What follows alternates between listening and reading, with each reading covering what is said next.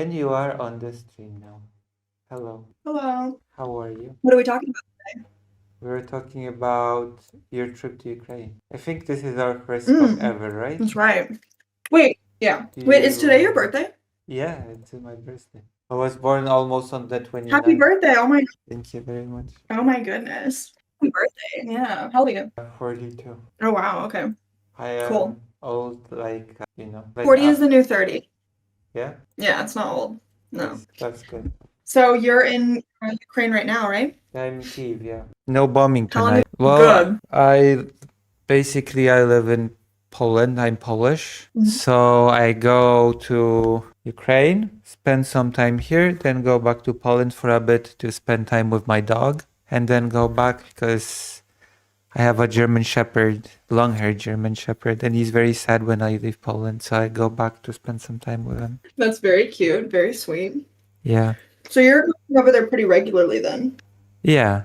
I do reporting around the situation of children, Ukrainian children. There are three types, the three groups that I focus on. Kidnapped children, the children that are kidnapped by the Russian Federation into Russia proper, Russified, and indoctrinized into becoming soldiers to fight against, well, not just Ukraine, but any of Russia's enemies in the future. You have children living in occupied territories that are also Russified and indoctrinated into becoming soldiers. And then you have just children that live in Ukraine and have to deal with the realities of war every single day. Yeah. I don't really know the numbers. I know that Russia takes children and like actually physically removes them from Ukraine and takes them to Russia. Yeah. But I don't know what the numbers look like on anything like that. Well, you have two types of children. You have the unaccompanied children, which basically don't. That means that there was nobody with them when they were kidnapped, which doesn't mean that they are orphans without any family. Even the children that were kidnapped from orphanages, it might sound unintuitive. It doesn't necessarily mean that they are orphans. There are children in orphanages that end up there because, for example, parents lose custody temporarily over some problems. So there are those children. So like the foster system here. Yeah, which I've heard a lot of criticism over that foster system. Yeah. There's a lot of problems. There's a lot of abuse. Yeah. The organization that I work with called Save Ukraine, they organize rescue operations for those children, although a lot of it is confidential. They told me that one of their goals is the dismantling of the Ukrainian foster system. To be honest, that doesn't surprise me. Hey, stop. No, sir. Sorry, my cat. That doesn't surprise me at all because I feel like if their foster system is anything like ours is, and I imagine there's probably a lot of similarities. You have a lot of room for abuse. You have a lot of room for neglect. Yeah. People who become foster parents for the wrong reasons. People who get their kids taken away who should probably get them back, but have like a really hard time doing that. Kids play system when they could go to like an aunt or something. So yeah, that doesn't surprise me at all. Yeah. And that part. Sorry. I was going to say, how did you get started like reporting on this with the kids? So basically I went to Ukraine and I started going to various organizations and a person from the street and asking if they would be willing to talk to me. That's basically how a nobody from the street, I kind of sort of became a journalist. Since an article of mine has been printed in a Polish magazine, tri-monthly magazine, about That's really cool. Yeah. Part's not cool, but the fact that your article is published is really cool. Yeah, congratulations. Thank you. So they're gonna print a second article of mine next month. Oh wow, that's awesome. That one's gonna be about the education gap because some Ukrainian children have never experienced education in person because there was COVID and then was online learning, and then there was the war, and the children just kind of just went from COVID online learning to wartime online learning, and they never developed certain socialization skills. They never talk to peers. They never meet other children in person, and they have problems learning certain things online. So a lot of issues develop because of that. That makes so much sense, but that never occurred to me. Because yeah, it was 2 years of COVID, and then it started late February of 2022. Yeah. So, oh my, imagine being behind 6 years at like a really, really formative time. Yeah. Oh, that's so unfortunate. Yeah. Damn. So I've been working lately with an organization called the Voices of Children. They offer mental health care for children for free that their families cannot afford it. And they also organize those group sessions for children when they in nearby villages and in cities where they gather children in kind of classrooms to allow them to meet children and to do various activities and also to do mental health exercises. Looking it up right now. It's voices.org.ua.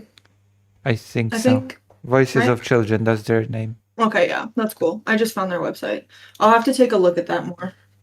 Yes, I've uploaded 2 interviews on my films channel that was organized through them. One was with Oh, a that's cool. 16-year-old girl that is from Bakhmut. That was the bloodiest battle in the entire war. And one is Bakhmut. one is from Zaporizhia, and Mhm. his story is he's much younger. His story was that a building next to his house was bombed and destroyed, and he was living for a while in the corridor of his apartment because he was just afraid to go out. He had panic attacks, couldn't breathe, and then had therapy from the Voices of Children. So it became better. So they're providing like nurses.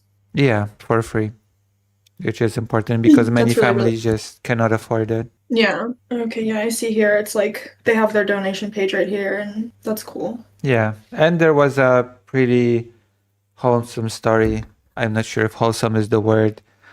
After a while, a bit of therapy, he started going out and playing football again, or soccer, if you will. And there was a situation where he was playing with his friends, and there was a missile struck nearby, and they all fell to the ground, and they all panicked. But the boy that I interviewed, because he had therapy and various exercises, he got up, calmed everybody down, and took them to a shelter. So Oh, that's really, really, really cute. yeah, so How- we learned how. How long Sorry? have you been working with them? I've started How long have you been working with them? I've started working with them last year because there was Okay, a person that worked with Save Ukraine, the organization that rescues kidnapped children, and a person from there moved to Voices of Children, and she contacted me and said, "Oh, I liked working with you with this organization, so it would be nice if you continued working with me also in this organization." That's very cool. That's very cool. Yeah, I've been trying to figure out like what sort of NGOs that I might want to work with. So I'm gonna write some of these down. Hold on, let me actually make a note real quick. I have like medical. I'm going through EMT school, and I'm gonna get my TCCC when I get there, and I'll have medical training. Mhm. But that doesn't mean that I wouldn't be willing to do other things. So it's You're going to go to the front line as a medic? Not entirely sure yet. I'm kind of having a difficult time figuring out what exactly it is that I want to do. My initial plan was that I wanted to go and join the army and immediately, and then get medical training and then join the army. But after having talked to a bunch of people there, a bunch of people who have been there, who know a lot better than me, who have a lot more experience, were like, it's completely unheard of for a foreign woman who has no combat experience and no real world medical experience, only like textbook, to go and join the army immediately. It's not done. Nobody does it. You should not go from 0 to 100. Like, you're not ready. And so I've heard this over and over and over and over again. And I've heard a lot of people say, you need to work with an NGO first. That's the smart thing to do. Get acquainted with being in the country for a little bit. And then if you want to join the army after that, you can. So I'm trying to wrestle with what my options are right now. Do I do what I want to do, which is immediately join the army? Or do I listen to people who are smarter than me and who know better than me and try and find some NGO to join that needs medical people but is okay with me only having school experience? So I feel like I'm in a kind of rough spot with this right now. Right. There's another person because you were in the streaming sphere for a bit, right? You were a streamer. Yes, for a while, yeah. The so-called Twitch Paul. Yeah.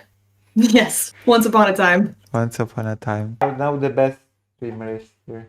Lucy Haza. Yeah. Yeah. And now you're the best streamer. That's so Yes. true. Now that I'm in the game. Biggest Polish Jewish trans streamer that does politics. That might be true. I don't know. That's cool. Even though I'm a micro streamer. Yeah. But there's another streamer that went to Ukraine, isn't there? Mr. Dylan Burns. Mr. Dylan Burns. Have you contacted him about your travel? Yeah, I talked to him a little bit. He recommended that if I'm going to go in the army, that I do National Guard units. And so that is something that I'm going to look into. Have you looked? I don't think. Yeah. I don't know if he knows a lot about NGOs. I should probably ask him actually, because it's been a minute since I talked to him and since I've been told that this is what I should do. So I'm actually going to write that down as well. Thank you. It's a good idea. He probably could recommend to you a nice NGO that takes care of animals. Oh, wait, he did work with medics. He filmed surgeries. Yeah, so he might know medical organizations, because I'm in EMT school right now, and then when I get there, I'm going to do my TCCC, which is Tactical Casualty Combat Care. Probably going to go for my CMC, which is Combat Corpse Medic, Combat Medic Corpsman, and that's just a lot of like tactical medicine. My end goal is to learn PFC, which is Prolonged Field Care, which is like one of the highest levels of pre-hospital care that you can be trained in. So what you were planning, you would like to work in those spots that receive people from the front line and prepare them to be taken to hospital, yeah? Yeah, so those are called stabilization points. Yes, stabilization points. Yeah, that's where it would be ideal for me. There's a Polish medic that I've been following on Twitter. It's called X now. He works for a whole organization. He started a whole organization, I should rather say. He is in Ukraine nonstop and works there as a medic, and he kind of gathers medics to help at the front lines. I even went to one of his lectures in Poland about being a field medic in a modern war and how certain things from the past completely do not apply to what's happening in Ukraine. Yeah. Can you send me his information later? Yeah, of course. Cool, thank you. Yeah, he's been on it for a long time. Yeah. I'm friends with a few medics there. I'm friendly with a few medics that are there, and a few like combat medics as well. And my understanding is that there's like a revolving door of injuries. You see like 15 of the same type of injury, and it's actually not really that difficult to learn. A lot of people that I know who are combat medics went there with no medical experience whatsoever, like certainly not EMT school level of experience. Yeah. And what they're doing now is that they're giving a lot of guys like 7, 8, 9 days worth of medical training, guys who have no experience, and throwing them out there as medics and with their units, you know, and like Right. that's what they got. And guys are obviously panicking and forgetting everything they've been taught, because of course they are, right? And it's causing tons of unnecessary deaths. Like these guys don't know how to, a lot of their medical people who are in the units right now, they don't know how to apply tourniquets properly. That's Oh. like one of the biggest losses of limb and life they're seeing right now, is the inappropriate tourniquets. It's really, really, really not a great state of affairs. Yeah. And so I'm hoping that having the EMTB and the TCCC will be enough that I'm actually valuable over there and I'm actually able to help people. Yeah, I But think so. I would like to have an organization that does medical work that wants to hire me before I move there. And that's kind of difficult because I'm doing everything very quickly. So like I'm going to graduate EMT school in probably late April. Then I'm going to go to Texas for a month. I'm going to make a bunch of money. I'm going to go down there and dance, make a bunch of money. And then I'll go to Texas is where I'm from. Dance? So then I'll go down there. I'll make a bunch of money. Yeah. And then I will do that for 1 month. And then beginning of June, I want to be in Europe. So I don't really have a ton of time. I don't have a ton of time relative to like when I will graduate. And because I don't want to approach NGOs and be like, hey guys, I don't have any actual certificates to show you, but do you want to hire me? You know what I Yeah. mean? Like that feels very unprofessional to me. Yeah. Yeah. So that's why if I go the military route, I can go to a unit and I can be like, hey, I am in school. You desperately need people. You will teach me all this stuff for free. That is guaranteed. So, but everyone's telling me not to do that. So this is where it's like, there's a lot up in the air right now that I'm trying to figure out in terms of like, what will my job be? What will my work be when I get there? Yeah. Yeah. A lot of the medics that they've been talking, a lot of the medics from Poland basically just go to Ukraine and start work and don't even get hired anywhere. They just at first spend their savings for medical equipment and stuff like that. Basically just help And I don't want to soldiers. do that. Yeah? Well, I don't want to spin my wheels and sit in Kiev trying to get a job, not getting a job, not doing anything, you know? I want to have a plan of action so that I can start being helpful and start working immediately when I get there. Yeah. And that includes having a job, unfortunately. Yeah. That makes So perfect there's sense. a couple of places I'm gonna message. Yeah, there's a couple of places I'm gonna message on Instagram and I'm gonna be like, hey, will you be on the job? This is what I can offer. These are what my missions are. Like, just see how it goes. Yeah. And I would like to hope that because this is a dire, unusual situation, because they do need a lot of help, that organizations will see that and be willing to be like, okay, we will take you on and we'll train you, you know? And especially like, I'm hoping that like my reaching out, that it's not seen as unprofessional, that it's seen as ambitious and serious. Yeah. But kind of all up in the air right now. I guess the plan is that I'll reach out to NGOs that I know of. If they all tell me no, I'll go sign up and be a grunt in the army, I guess. We will see. A viewer said that's a Ukrainian viewer says if you're a combat medic, especially if you're a foreigner, would probably be good to ask somebody about those Cutting- drone detecting devices that are helping cut to out. identify. Oh, sorry. A Ukrainian viewer says if you're a combat medic, especially if you're a foreigner, would it probably be a good idea to ask somebody about those drone detecting devices that are helping to identify enemy drones when they're in close range? Yeah. I had somebody send me a bunch of information on Signal about that like 2 days ago. Oh, okay. Oh. That's good. Apparently, So I know a little bit about that. Dylan Thank Burns you. has It's a a great pretty idea. good I one. appreciate that. They Yeah. told you to ask him. He's apparently got a pretty good device. Well, I don't know who this person is, but I would be glad to talk to them. I mean, Dylan Burns has got a pretty good detector. Oh, Dylan, I thought you said a viewer.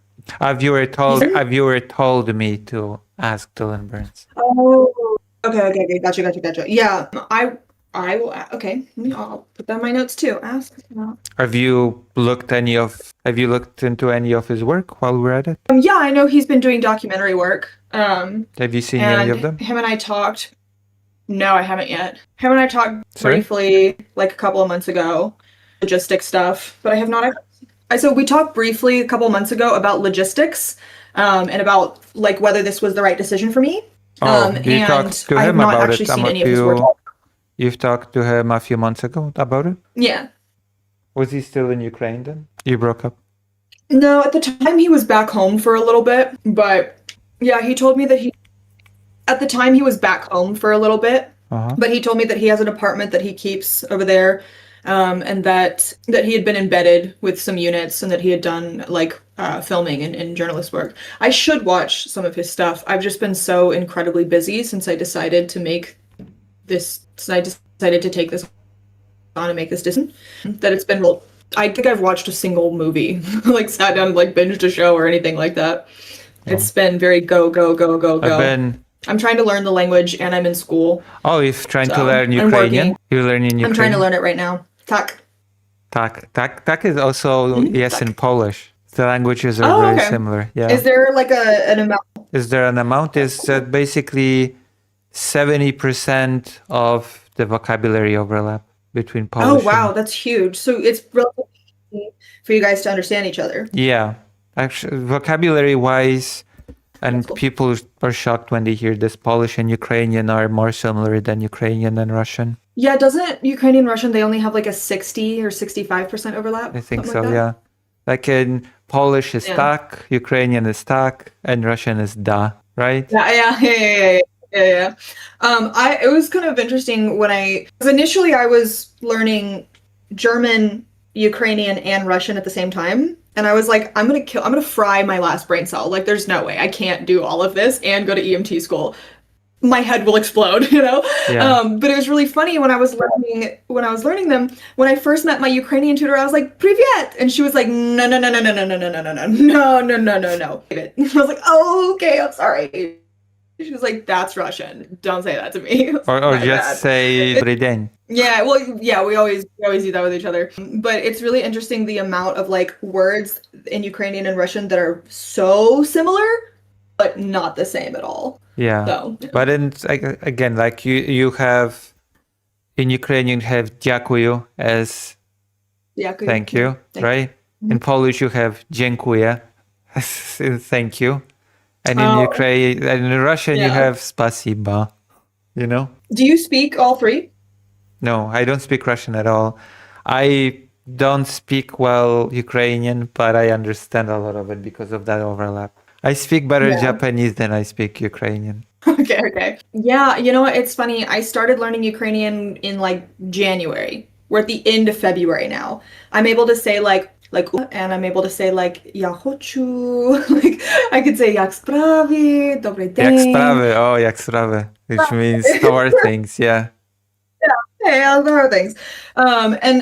But I think the hardest part was like looking at Cyrillic and be able to understand it because when Cyrillic kind of kicked my ass learning the alphabet, I was like, this sucks. Like, I don't like this at all because it's so frustrating because they have letters that are the same as our letters, but they make different fucking sounds. Yeah. And then they have letters that are the same as our letters and they make the same sound.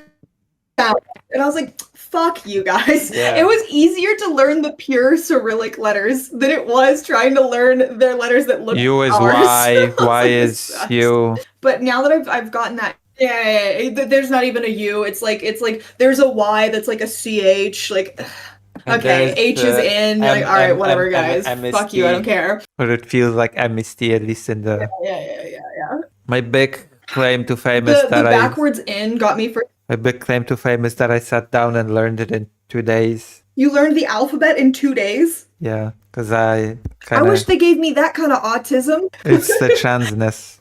Impressive. Yeah. There we go. Yeah. They're going hand in hand. Yes. That's really impressive. Yeah. Okay. That's cool. I fuck with that. Yeah, I'm finally there. I finally know it. I'm starting to kind of get some grammatical stuff, but I can read more of it than I can speak or understand. So, Yeah, the We'll see grammar what must be happens very when I get there. confusing for an English speaker. yeah, because they're missing so many words. There's sentences like you can say, "Hey, where is the whatever?" and it's just they and then whatever. And you're missing so many words. Yeah. This doesn't, and then it just to ask a question and then statement, it's the same fucking sentence. You just put a question mark or like an inflection in your voice, and I'm like, use more words, put more words Yeah. in there so I know what we're doing. It's so odd. but I'm really determined to learn it. But I'm there's really determined to also learn it though, and so that's been fun. There's also the fact that words change and that everything is gendered. Yeah, so I'm learning the conjugations for Oh yeah. stuff right now. I have a tutor. So I meet with my tutor 3 days a week. I met with her this morning. And then I use Duolingo to read and write. I use Fallow to speak. So, like, I have all my little notes. These are all my notes about like conjugation based on like the gender of nouns and stuff. She was like making me write all this down today. So, I'm learning like the foundations of the grammar from her, and then I'm learning words from the apps. So I think like the two of them together, I'm able to move a lot quicker than I would be if I was just doing one or the other. At least that's the hope, right? Yeah. We'll see. I've started putting together my own But yeah. kind of interview / documentaries. But so far I've only uploaded 2, you know? You have a YouTube channel that's the same name as your Twitch? I have 3 YouTube channels. One is for Okay. All right. One is for gaming, art, and slop content, as I call it. One is for covering news, like for example, Perfect. today's starting of the war in Iran. Ah, yes. Yeah. World War III, very fun. Yeah. Very cool. And the third channel is for documentary / interview style stuff. That one even has received an endorsement from Dylan Burns. He wrote about it on his channel. Okay, that's cool. You should link that to me. I'll take a look at it. Yeah. I actually he invited me to a live viewing of his documentary in Kiev. So I've seen one documentary. Did you of him. go? Yeah, I went. That's so cool. Oh my gosh. Yeah. That's really awesome. About a volunteer. It was about a volunteer that goes to frontline cities and persuades people to leave, to evacuate. Yeah. I think that that's what a lot of the NGOs do, is that they perform civilian evacuations. That seems to be like one of the main functions that they serve over there right now. Yeah, and also providing the food and stuff to those people that are there, providing supplies. Yeah. I guess I wouldn't mind doing that. Yeah. I've also done some volunteer work with people that work with animals. Like build little dog houses, for example, from scratch. So it's really interesting you say that, because I'm a really, really big animal person. I did a lot of helping out my local wildlife rehabilitation center in Texas before I moved, and I wanted to be a veterinarian. I wanted to do like wildlife rehabilitation specifically. And something that I thought was a really interesting possibility is, when the war is over, if I say I really like living in Ukraine, which I think I probably will, there's the idea that I might stay there, and because there's going to have to be a lot of rebuilding, a lot of services are going to be needed after the war, right? So maybe staying there and helping like stranded and wounded animals. Yeah, I'm gonna send you a photo of my doggy. Okay. This is Fido. Fido is like the most American name. So pretty. Yeah, he's still young. What is his name? Fido. The most stereotypical American name for a dog. Yeah. No, that's cute. Oh, what a good boy. He's so pretty. How old is he?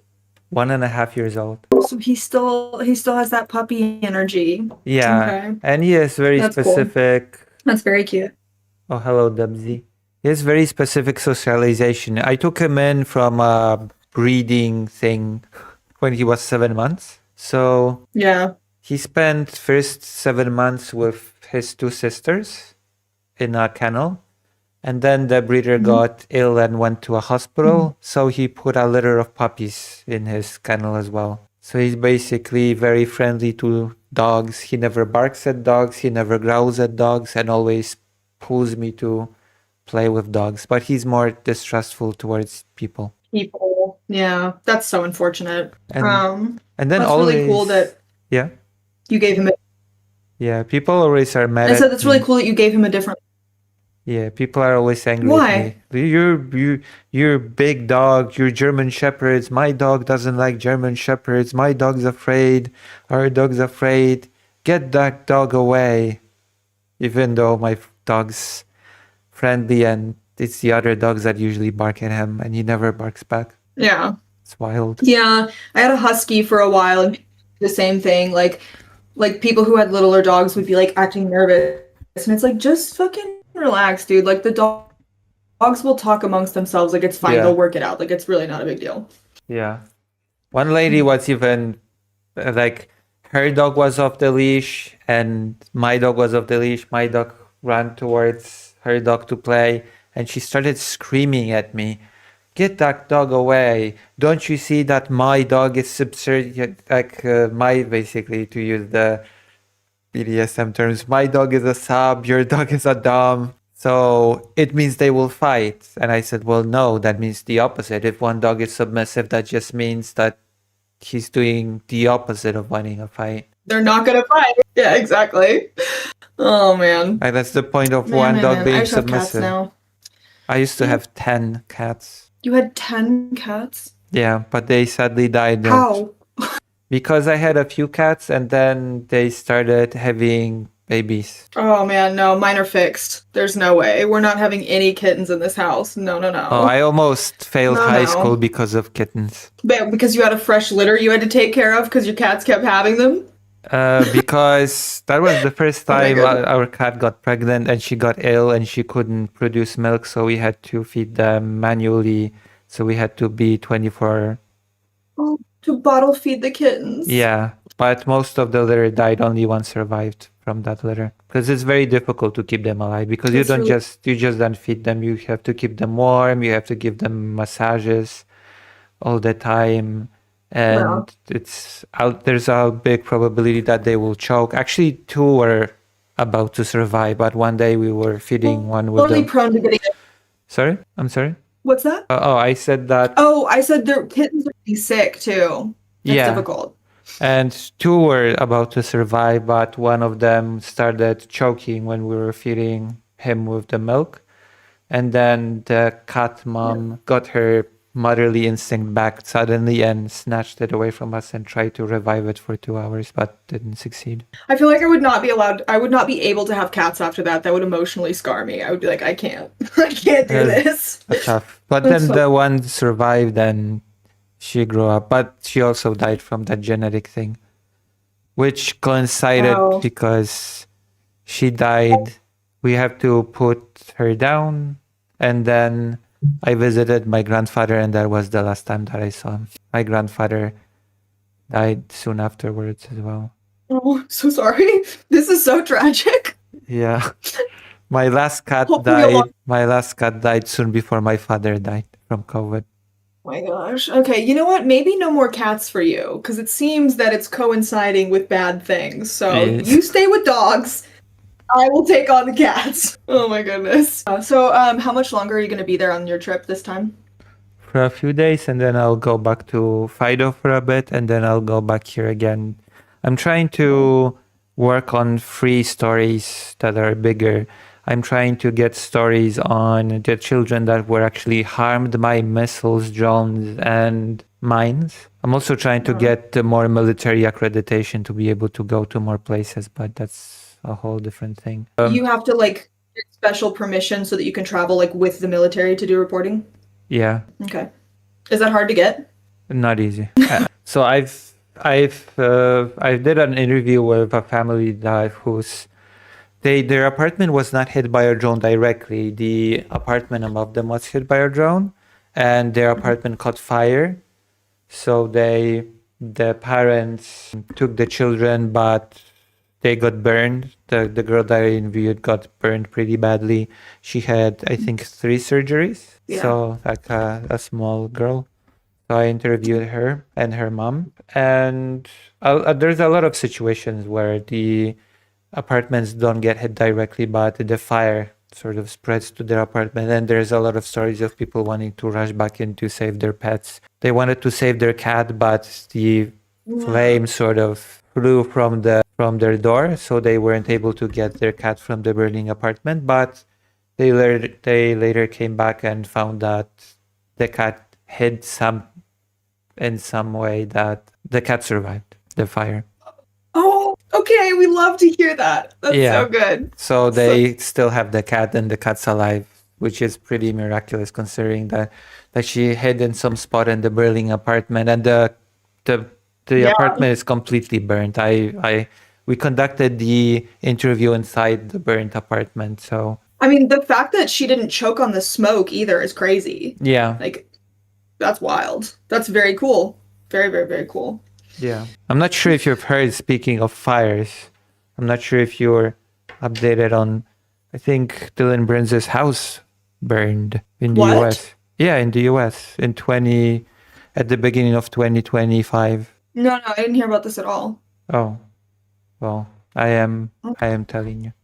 His Oh my. childhood house burned down because there was some explosion at the house. Oh, geez, that's so awful. Man. Well, hopefully he's got like a big enough, I mean, I think he has a big enough following and probably a community that is really, really cares about him enough that, you know, they were able to probably give him some support and like hopefully financial support and get him Yeah. somewhere safe after that. And also an That's so- insurance. Yeah, well, yeah.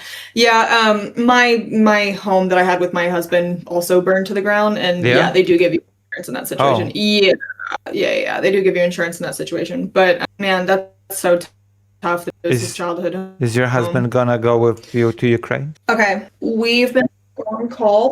Oh no, I'm getting divorced right now. We've been separated for like 5 years. Oh, so that didn't work out the marriage. Yeah, no. So no, I'm going to Ukraine by myself. I was going to have a travel partner who was going to join the military as well. He was military for like 2 decades, but in the last, he was going to go before me, and he spoke the language, and he was going to get like us an apartment, but he dropped out about 2 weeks ago. So I'm having to, that's part of why I'm having to figure so much stuff out on my own now, was because I was going to be doing this with another person. But that is okay. It just means more challenges, but I'll Yeah. get through them. We'll work stuff out. But hey, we have been chatting for almost an hour. I need to do my chapter notes for school. I'm supposed to make flashcards for our study group as well. Oh, So interestingly enough, I yeah. need to do that. But thank you so much for having me on. I really appreciate that. Thank and you. Happy birthday. Thank you. Yeah, I hope you have a good one. Yeah, and I will talk to you guys later, okay? Thank you. Bye. Thank you very much. Bye bye. All right. I think we've done it.